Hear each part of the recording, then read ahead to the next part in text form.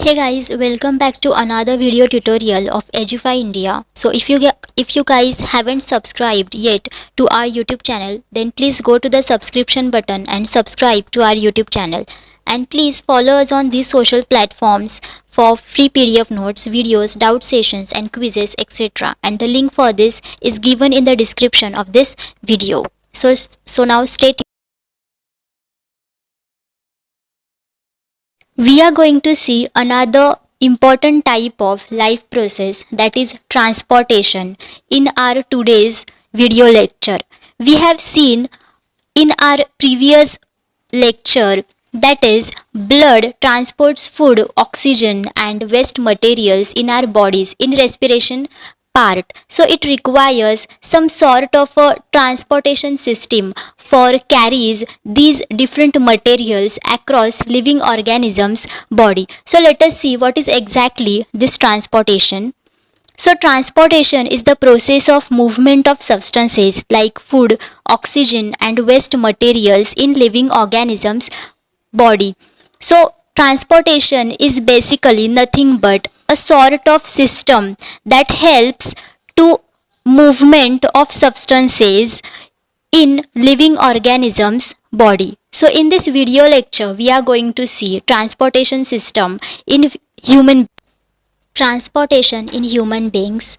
The majority of transportation in human beings occurred through blood, as we have seen in respiration lecture. So what is this blood? Blood is fluid connective tissue which helps to transportation system, and there are different materials in blood which helps for this transportation. So first of all, we are going to see the composition of blood. Blood composed of cellular and non-cellular materials. So cellular means the components are itself cells, and non-cellular means the components are other than cells.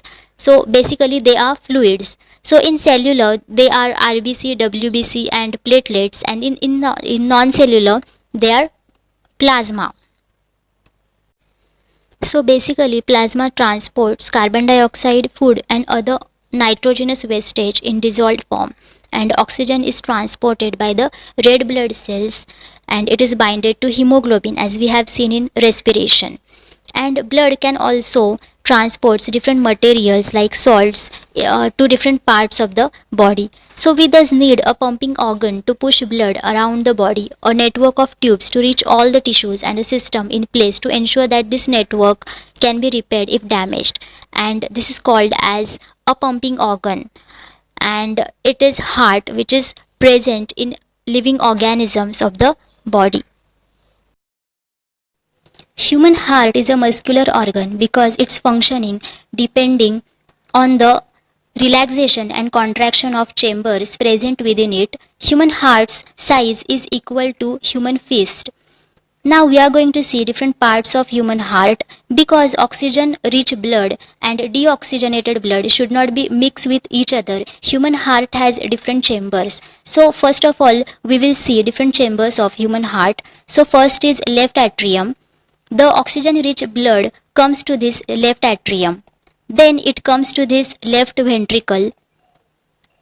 The deoxygenated blood from different parts of the body comes to this right atrium and then to right ventricle. So next is aorta. The oxygen rich blood passes through this aorta to different parts of the body. Next is pulmonary arteries. The deoxygenated blood passes to the lungs through this pulmonary arteries for oxygenation. Next is pulmonary veins. The oxygen rich blood from lungs come into left atrium from pulmonary veins. Then next is vena cava from upper body. The deoxygenated blood comes to the right atrium from different parts of the body. Basically upper part of the body from this vena cava.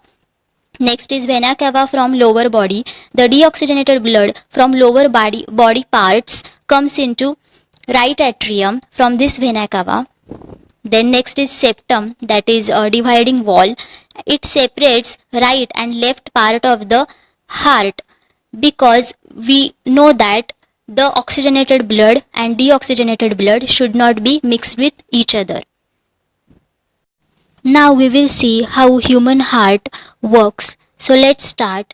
So when the left atrium get expanded, the oxygen-rich blood from lungs come to left atrium via pulmonary veins.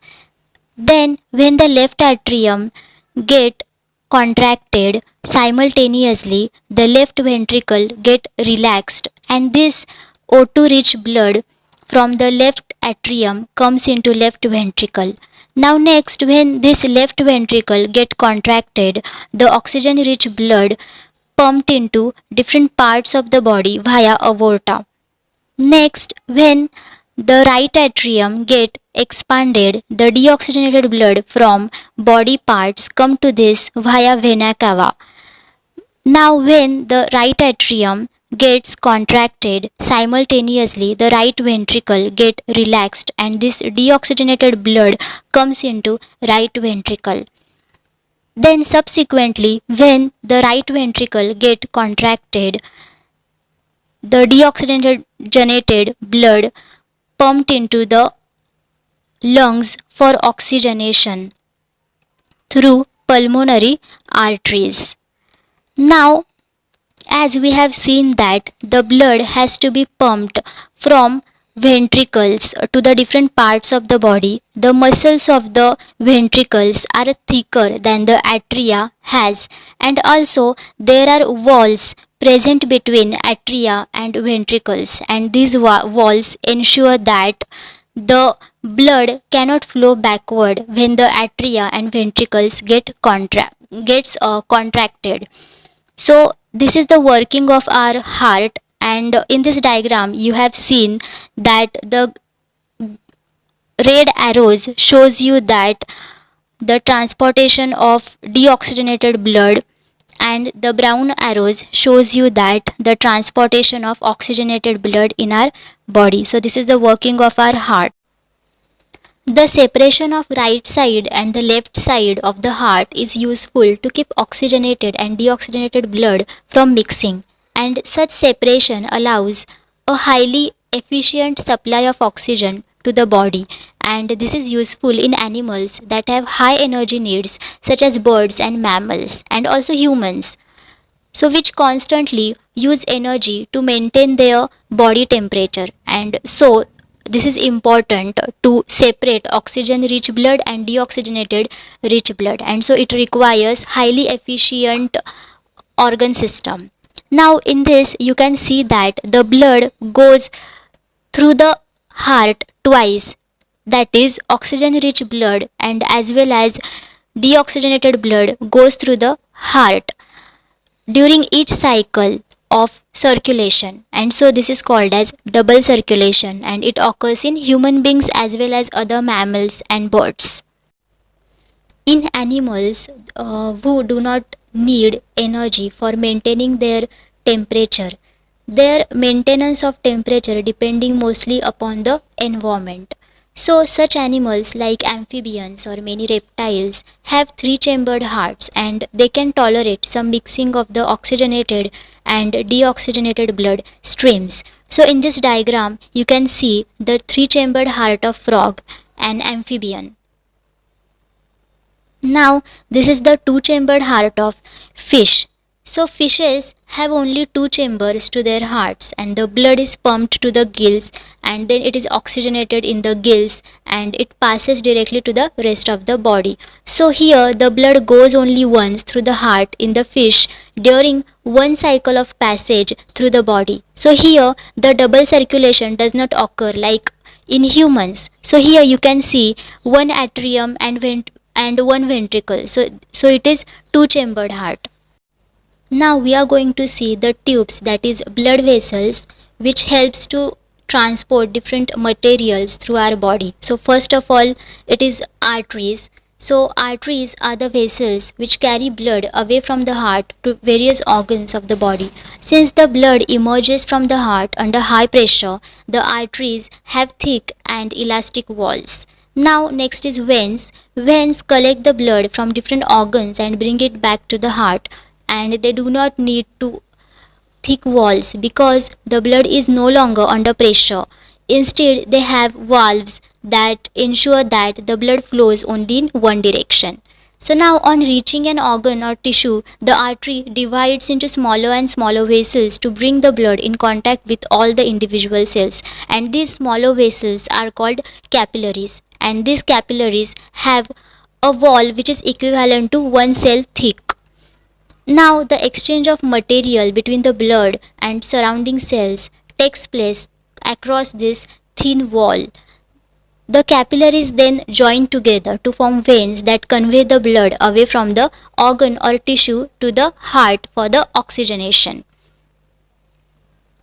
Now we will see about platelets.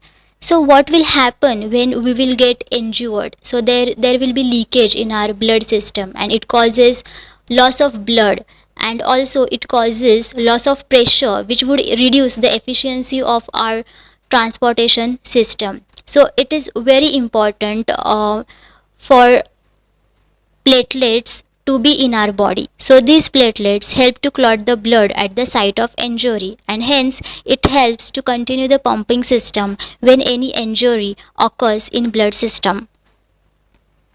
Now we are going to see another fluid like blood in our body which is called as lymph, and it is also called as a tissue fluid. So lymph forms from the proteins, plasma and blood cells which escaped from capillaries into intercellular spaces in the tissues, and these are equal to the plasma which is present in our blood, but they are colorless and it also contains less proteins. So now these lymph further forms lymphatic capillaries from the intercellular spaces, and then it join to form large lymph vessels that finally open into larger veins. So finally it forms larger veins. So what is the function of this lymph?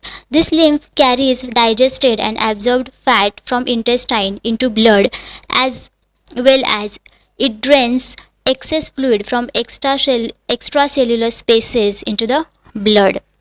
Now we are going to see about blood pressure. So what is this pressure?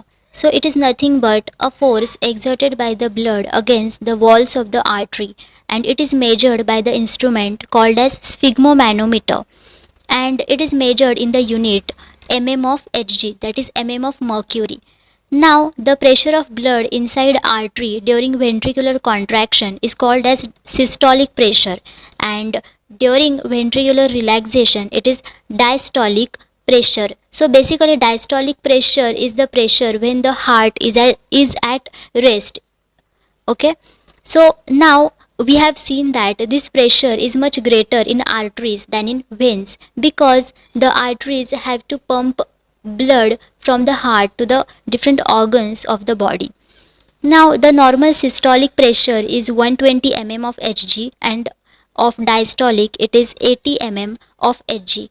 Now we are going to see what is about hypertension or high blood pressure. That is, majority of people in all over the world are suffering from hypertension. So what is this? So this is caused because of the constriction of arterioles, and these arterioles are present in arteries like capillaries present in blood vessels, and it results in increased resistance to blood flow in the artery, and hence it can lead to the rupture of an artery and also internal bleeding. So in this diagram you can see normal pressure on walls, then increased pressure on walls, that is case of hypertension, and also third one is damaged walls. There is a plaque buildup. So this is about blood pressure. Hey guys, if you like this video then please go to the subscription button and subscribe to our YouTube channel, and also you can follow us on the social platforms on for free PDF notes, videos, doubt sessions and quizzes, and the link for this is given in the description of this video. Don't forget to like, comment, share and subscribe to our YouTube channel. Thank you for watching this video, and stay tuned for next video lecture on the same topic.